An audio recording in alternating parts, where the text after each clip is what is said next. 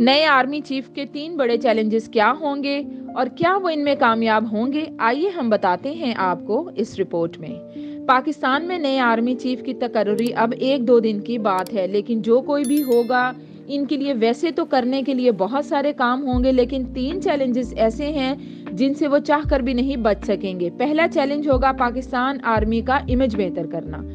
General Qamar Javed Bajwa अपने पीछे खास हिस्ट्री छोड़कर जा रहे हैं। पहले जनरल बाजवा को मुस्लिम लीग नून के कायद मियां नवाज शरीफ की तरफ से बराह रास्त इल्जामात का सामना रहा कि उन्होंने मियां नवाज शरीफ को नाअहल करवाया है। मियां नवाज शरीफ लंदन से जलसों में जनरल बाजवा का नाम लेकर इनसे हिसाब देने का मुतालबा करते रहे।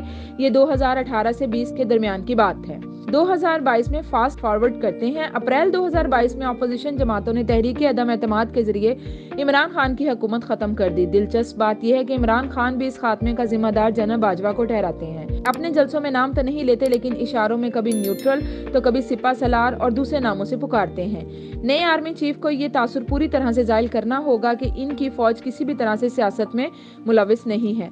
दूसरा चैलेंज होगा महकमे के अंदर के माहौल में हम आहंगी पैदा करना। साबिक वज़ीर आज़म इमरान खान कई बार कह चुके हैं कि फौज के अंदर इनके हामी मौजूद हैं जो इन्हें अंदर की खबरें लाकर देते हैं।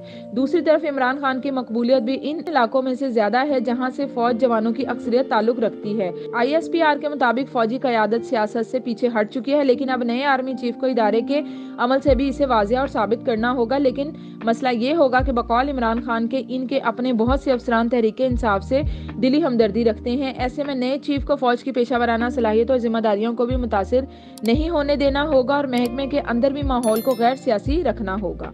तीसरा चैलेंज है ताकत और इख्तियार सामने होते हुए भी इसे इस्तेमाल ना करना। सिर्फ पाकिस्तानी ही नहीं, पूरी दुनिया मानती है कि पाकिस्तान में आर्मी चीफ ताकत का असल मरकज है। जनरल बाजवा ने अपने 6 साल दौर में बहुत से मामलात में अपने डोमेन से बाहर निकलकर किरदार किया। गैर मुल्की सरबराहों से मुलाकातें हों या दाखिली सतह पर मुआशी और दूसरे मामलात, जनरल बाजवा हमेशा वज़ीर आज़म के ओहदे पर हावी नजर आए।